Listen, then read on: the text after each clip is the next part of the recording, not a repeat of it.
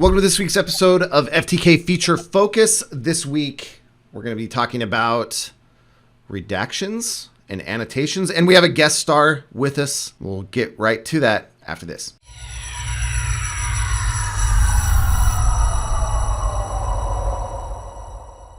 Welcome to this week's episode of FTK Feature Focus. I'm Justin Tolman here with Exterro, and this week we're going to be talking about redactions and annotations, and we have a special guest star with Dan Sumpter from our training department here in North America. Dan, tell us a little bit about yourself.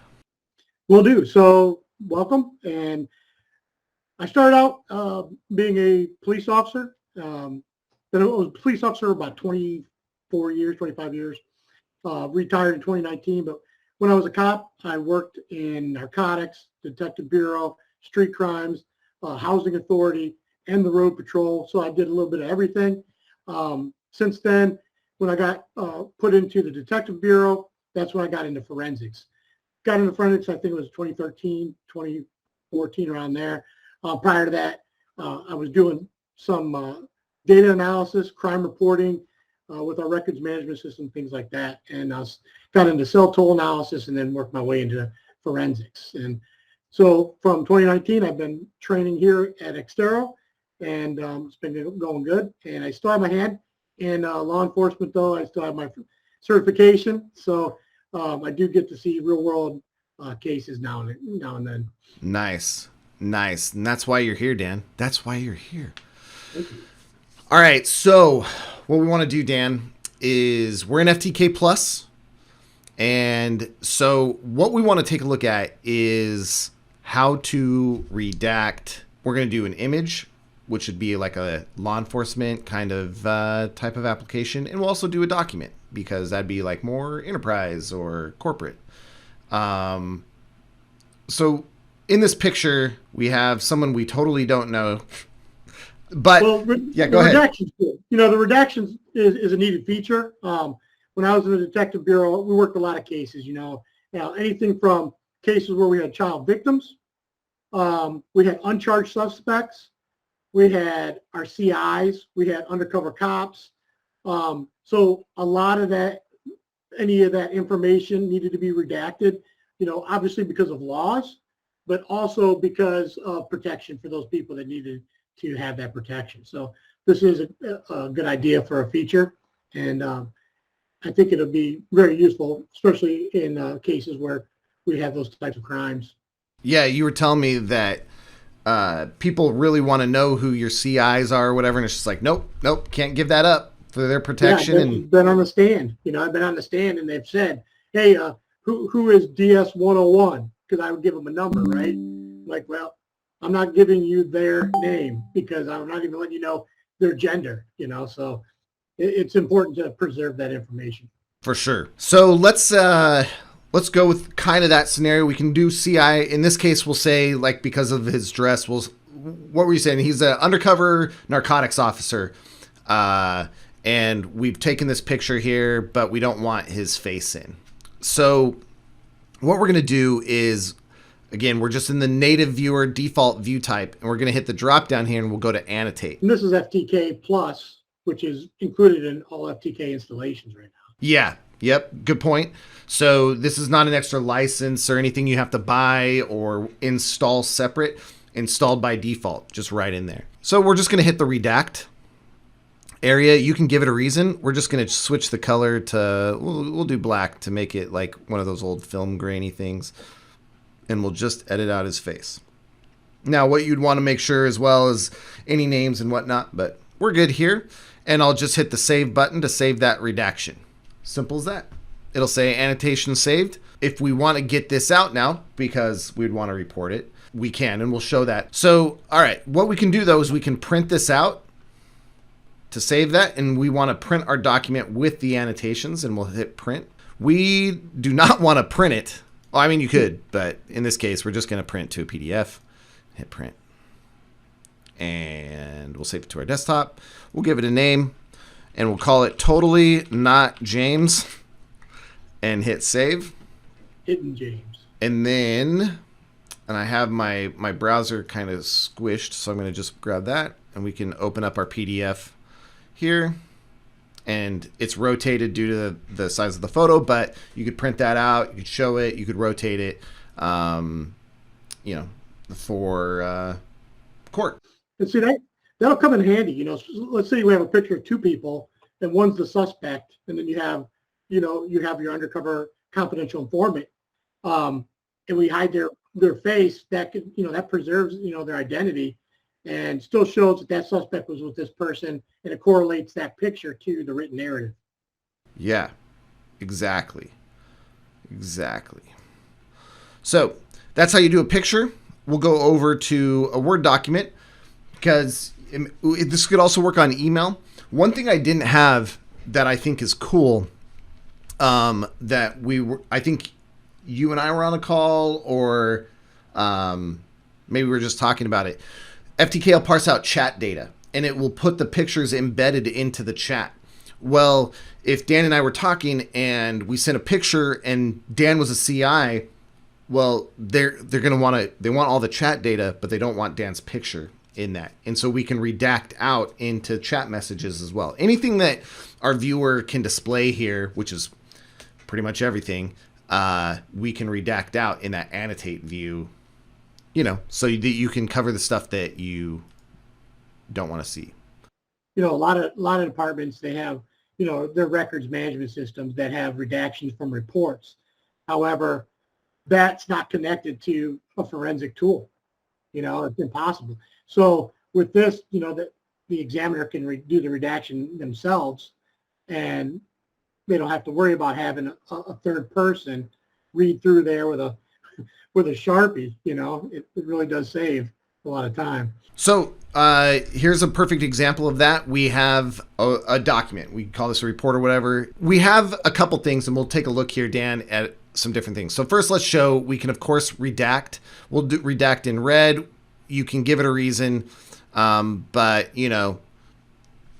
simple as that. We can overwrite some redaction. We also have some draw tools up here, or highlight, so we could scribble, so you could circle text or whatever you wanted to do. And then, of course, you can also type in there as well. You got to click on it, though. There we go. So, whatever you want to do. So we can annotate that up. You can switch the colors. You can give reasons for these annotations. You can draw shapes. So if you didn't want to scribble the circle, you could, of course, do the little circle. And again, we're just going to save our annotation. We could go ahead and print that out, print document with annotations, and it's going to print out with, PDF, and we'll print. And we'll give it a name, totally demo, whatever. And we'll save it to our desktop. And it'll export that out to a PDF, which we can attach to reports, send to someone else, and if it'll open, there we go. So PDF, we have our little circle, our redacted text, and our text that we put in. So it's as simple as that. Cool. Dan, anything you want to add to redactions?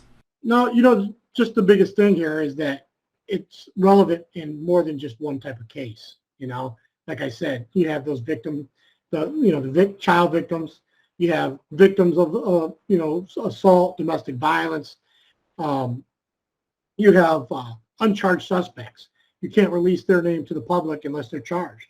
But you can release a report. So you have to be careful with the information that you give out to the media because of the public records laws. So I think this would be really helpful in a case for a detective. Even if you're not doing the case yourself and you're just the examiner, and you have that investigator tell you, hey, can you get this out to me? And you could just ask, hey, I could redact this information real quick for you as well. And I think that would just speed up the process. Cool. Yeah, absolutely. All right. The thing I want to end with, though, how important is training, Dan, in getting trained in the tools that you use? Well, there's a lot of ways that it's important. One is your credibility as an examiner. Testifying in court, being able to be certified in your tools that you use, validating your tools so that they work the way they're supposed to work. You learn all of that in training, and we offer training in all of our tools, all of the platforms in our tools. We're updating it all the time. We're going to be releasing some updates here in the near future.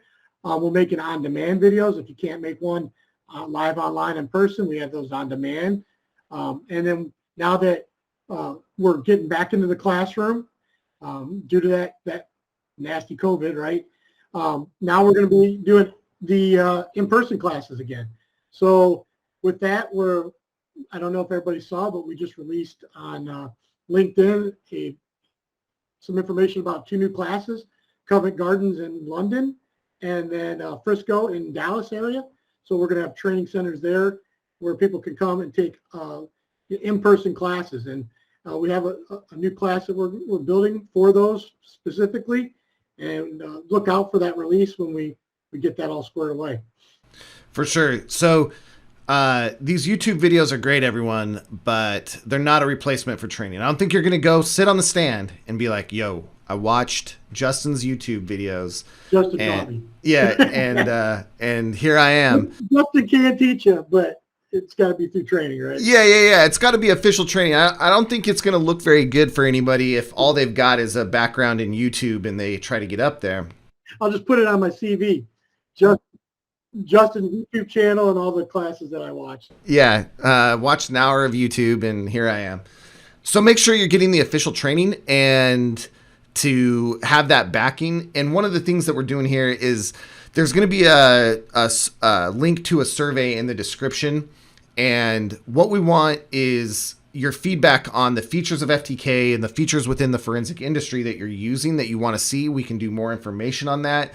It helps Dan and the training team build correct training that is going to service you guys the best. It helps me create content, and it helps us build the right software that you want. All right.